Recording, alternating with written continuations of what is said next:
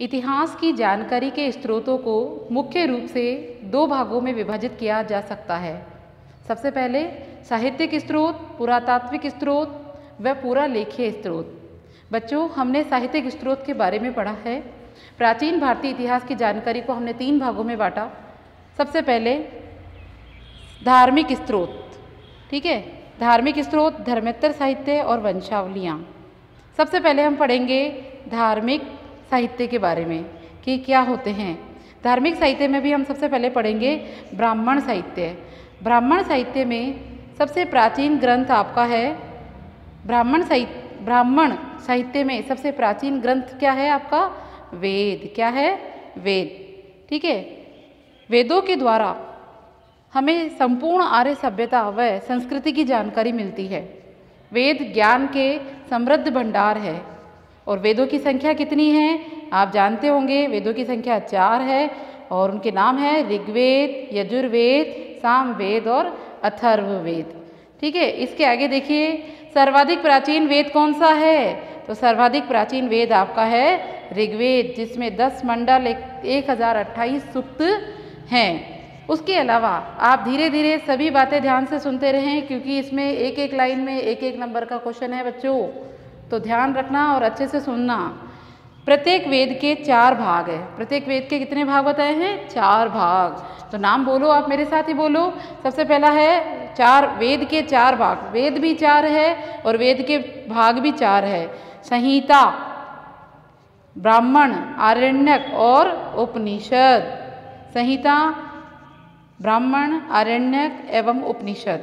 वेदों की व्याख्या जो है वो, अगर पूछा जाए कि वेदों की व्याख्या किसमें की गई है, तो वेदों की व्याख्या जो है वो आपके संहिताओं में की गई है। किसमें की गई है? आपके संहिताओं में की गई है। उसके अलावा हमारा जो ऋग्वेद है वो किस रूप में लिखा गया है? तो हमारा ऋग्वेद जो है वो छंदों में रचना की गई है। उसकी किस में की गई है? छंदों में रचना की गई है। इसके बाद देखिए, यजुर्वेद में यज्ञों से संबंधित विवरण मिलता है। किससे संबंधित है यजुर्वेद?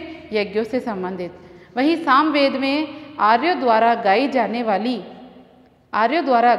वाली सामग्री सामवेद में मिलेगी, यानी गाने का संबंध जो है वो सामवेद से है। फिर है अथर्ववेद।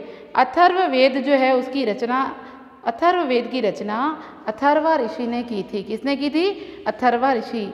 इसमें विषय भी विविध हैं। अथर्ववेद में कौन कौन से विषय हैं देखो आप। इसमें ब्रह्म ज्ञान, धर्म, समाज निष्ठा, औषधि प्रयोग, शत्रुओं का दमन, रोग निवारण, तंत्र मंत्र आदि विषय इसमें सम्मिलित है आपके अथर्ववेद में। तो ध्यान रखना, अथर्ववेद में आपके शत्रुओं का दमन, औषधि, धर्म, समाज निष्ठा, ब्रह्म ज्ञान, रोग निवारण, तंत्र मंत्र, जादू टोना, वो सारे के सारे आपके अथर्ववेद में आते हैं। उसके बाद आप आगे देखिए, इसके उपरांत यज्ञ और कर्म कांडों पर आधारित जो साहित्य रचा गया, यज्ञ और कर्म कांडों पर आधारित जो साहित्य रचा गया उसे ब्राह्मण ग्रंथ कहते हैं। यज्ञों और कर्म कांडों पर आधारित जो साहित्य रचा गया उसे ब्राह्मण ग्रंथ कहते हैं। आरण्यक ग्रंथों में जिनकी रचना ऋषियों द्वारा वनों में की गई, आरण्य का मतलब है जंगल, तो जंगल में बैठ करके जिन जिन तपस्वियों ने रचना करी है, साहित्यों की रचना करी है, वो आपके आरण्यक कहलाते हैं। दार्शनिक विषयों का विवरण मिलता है, जबकि उपनिषद में गूढ़ विषयों एवं नैतिक नियमों की जानकारी मिलती है। आपको पता है उपनिषद का मैंने आपको क्या मतलब बता रखा है?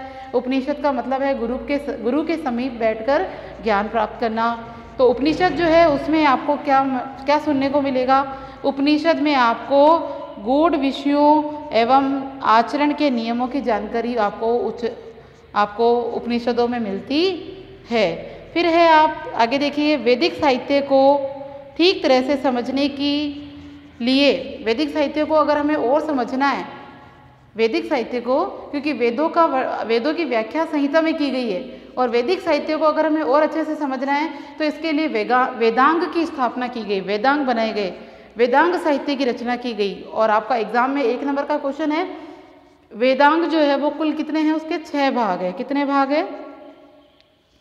वेदांग के 6 भाग है। सबसे पहले देखिए, आप मेरे साथ बोल सकते हैं, शिक्षा, कल्प, व्याकरण, निरुक्त, शिक्षा, कल्प, व्याकरण, निरुक्त, छंद और उसके बाद आपका आखिरी है ज्योतिष। तो आपके वेदांग कितने हैं भाई? वेदांग आपके हैं 6। और वेदांग के नाम सबसे पहले वापस बोल सकते हैं आप वेदांग के नाम। सबसे पहले आपका आया है शिक्षा, कल्प, निरुक्त, ज्योतिष और आपका छंद। तो वेदांग कितने हैं? छंद। फिर से सुनो, वेद भी हमारे 4 है, वेद के भाग भी 4 है, वेदांग हमारे 6 है और इसके बाद हम पढ़ेंगे वेद के उपभाग कितने हैं। तो बच्चों वेद के उपभाग भी 4 ही है, तो आपको ध्यान रखना है, इम्पॉर्टेंट है। वेद के उपवेद कितने हैं? तो 4। कौन कौन से हैं उपवेद? जरा देखो, आयुर्वेद, धनुर्वेद, गंधर्व वेद और शिल्प वेद। वेद के 4 उपवेद है, 1 नंबर का क्वेश्चन है। तो वेद के 4 उपवेद, पहला कौन सा है? आयुर्वेद, धनुर्वेद, गंधर्व वेद और शिल्प वेद। ठीक है, इनमें क्या लिखा हुआ है आगे देखो। इनमें चिकित्सा, वास्तुकला, संगीत, सैन्य विज्ञान आदि की जानकारी मिलती है। इन सब की जानकारी मिलती है। वेदों के उपरांत विभिन्न ऋषियों द्वारा स्मृति ग्रंथों की रचना की गई। इसमें 2 स्मृतियाँ इंपॉर्टेंट है, एग्जाम के लिए पूछी गई है कि 2 स्मृतियों के नाम बताइए। तो आपको ध्यान रखना है, वो 2 स्मृतियाँ हैं आपकी, एक तो मनुस्मृति और दूसरी है आपकी याज्ञवल्क्य स्मृति। मनुस्मृति जो है, उस मनुस्मृति में आपको महर्षि मनु जो है, महर्षि मनु ने मनुस्मृति की स्थापना की है। और याज्ञवल्क्य स्मृति जो है, उसमें याज्ञवल्क्य ऋषि ने इसकी स्थापना की है। तो विभिन्न ऋषियों द्वारा जो स्मृतियाँ तैयार की गई, उनमें इन दोनों का महत्व इम्पॉर्टेंट है। उसके बाद 2 महाकाव्य पूछे गए हैं एग्जाम में। 2 महाकाव्य कौन से हैं? तो 2 महाकाव्य जो है वो आपका, महाकाव्य का नाम है रामायण और आपका है महाभारत। तो 2 महाकाव्यों का आपको ध्यान रखना है। उसके बाद आगे देखिए, अथाह कोश हैं ये दोनों महाकाव्य। इनसे समाज, धर्म व राजनीति की ऐतिहासिक जानकारी मिलती है। हमारे पुराण प्राचीन काल के इतिहास ग्रंथ है हमारे पुराण। ठीक है, पुराणों की संख्या कितनी है? 18। कितनी है? 18। पुराण कितने हैं भाई? 18। तो इनके नाम देखो, सबसे पहले मार्कंडेय पुराण, विष्णु पुराण, भागवत पुराण और मत्स्य पुराण। तो आपको एग्जाम में पूछा जा सकता है, 1 नंबर का क्वेश्चन बनता है कि पुराण कितने हैं। तो आपको ध्यान रखना है 18 पुराण हैं और उसमें से इम्पॉर्टेंट है आपका विष्णु पुराण, भागवत पुराण, मत्स्य पुराण और मार्कंडेय पुराण। मत्स्य पुराण जो है वो सर्वाधिक प्राचीन पुराण है और भारत के सांस्कृतिक इतिहास की सर्वाधिक जानकारी इन्हीं से मिलती है। यानी जो मत्स्य पुराण है उसका वर्णन हमें उसके अंदर हमें भारतीय सांस्कृतिक, जो इससे हमारी जो संस्कृति है, हमारा जो इतिहास है, उसकी संपूर्ण जानकारी मिलती है। इनके 5 प्रमुख विषय हैं। कौन कौन से विषय हैं आप देखिए। इनके विषय हैं, सबसे पहले सर्ग, प्रतिसर्ग और मनवंतर, वंश और वंशानुचरित। तो ये इनके विषय हैं। किसके विषय बताए मैंने आपको? ये आपको मैंने मत्स्य पुराण के विषय बताए। इसके बाद आप आगे देखिए, हम पढ़ेंगे बौद्ध साहित्य। बौद्ध साहित्य बच्चों, बौद्ध साहित्य इस टाइटल का मतलब है कि महात्मा बुद्ध के जीवन से संबंधित कुछ इतिहासकारों ने, लेखकों ने कुछ पुस्तकें लिखी हैं और उन पुस्तकों और लेखकों का वर्णन यहाँ पर किया गया है। कुछ बुक्स और महात्मा बुद्ध के द्वारा दिए गए जो त्रिपिटक है उनके बारे में भी हम पढ़ेंगे। तो सबसे पहले आइए पढ़ते हैं। प्राचीन भारतीय इतिहास के निर्माण में बौद्ध साहित्य की प्रमुख भूमिका रही है। बुद्ध साहित्य में सबसे प्राचीन आपका है त्रिपिटक बुद्ध साहित्य में, और ये 3 हैं, सुत्त पिटक, विनय पिटक और अभिधम पिटक। इनको क्या कहते हैं हम? इनको त्रिपिटक कहा जाता है। इन त्रिपिटकों में क्या दिया गया है? इसमें बौद्धिक साहित्य, नियम और आचरण संग्रहित है। उसके अलावा बौद्ध ग्रंथों में दूसरा सबसे बड़ा योगदान, महत्वपूर्ण योगदान जो है वो जातक ग्रंथों का है। किसका है? जातक ग्रंथों का। इसमें महात्मा बुद्ध के पूर्व जन्म की कथाओं की तत्कालीन सामाजिक, धार्मिक, आर्थिक पक्षों की जानकारी मिलती है। मैं बहुत इंपॉर्टेंट बात बोल रही हूँ, ढंग से सुन लेना। एक तो त्रिपिटक क्या होते हैं, कितने होते हैं? त्रिपिटक 3 हैं, सुत्त पिटक, विनय पिटक और अभिधम पिटक। उसके अलावा महात्मा बुद्ध के जीवन का जो साहित्य है उसका वर्णन आपको जातक कथाओं में मिलता है। और इन जातक कथाओं में क्या लिखा हुआ है? महात्मा बुद्ध के यानी बौद्ध धर्म के जो बुद्ध भगवान हैं उनके जन्म की कथाओं और उनके सामाजिक, आर्थिक और धार्मिक पक्षों की जानकारी मिलती है। तो ये जो साहित्य हैं इनकी संख्या कितनी है? तो इनकी संख्या है आपके 549। ठीक है। उसके बाद आता है पाली भाषा में भी कुछ ग्रंथों की, बौद्ध ग्रंथों की निर्माण किया गया पाली भाषा में, जैसे मिलिंद पन्हो, दीपवंश और महावंश। एग्जाम में पूछा गया है, दीपवंश और महावंश के बारे में पूछा गया। मिलिंद पन्हो में क्या लिखा हुआ है ये पूछा गया, तो आपको पता होना चाहिए।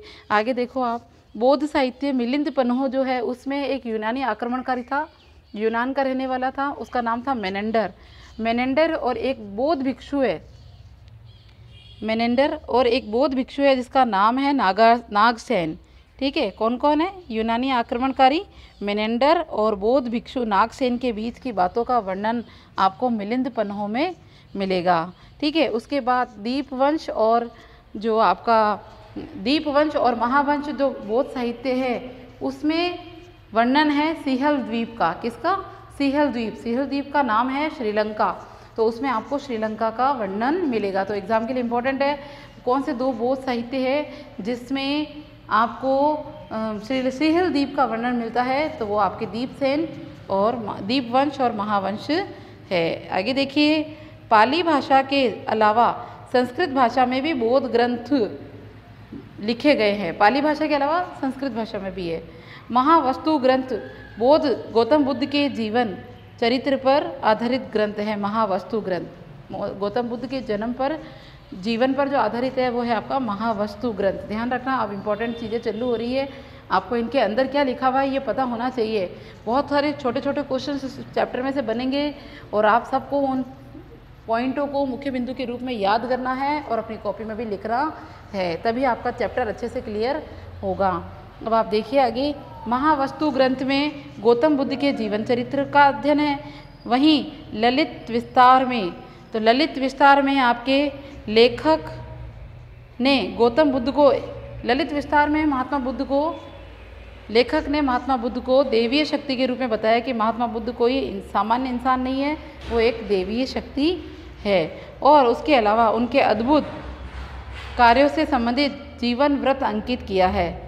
फिर उसके बाद आता है आपका मंजूश्री, मूल कल्प, अश्वघोष का बुद्ध चरित्र, सौंदरानंद काव्य से संबंधित ऐतिहासिक जानकारी मिलती है। इनमें गौतम बुद्ध के जीवन चरित्र एवं शिक्षाओं की जानकारी हमें मिलती है। बौद्ध ग्रंथ दिव्य दान, सत्कर्म इम्पॉर्टेंट है, इसको अंडरलाइन कर लीजिए आप लोग।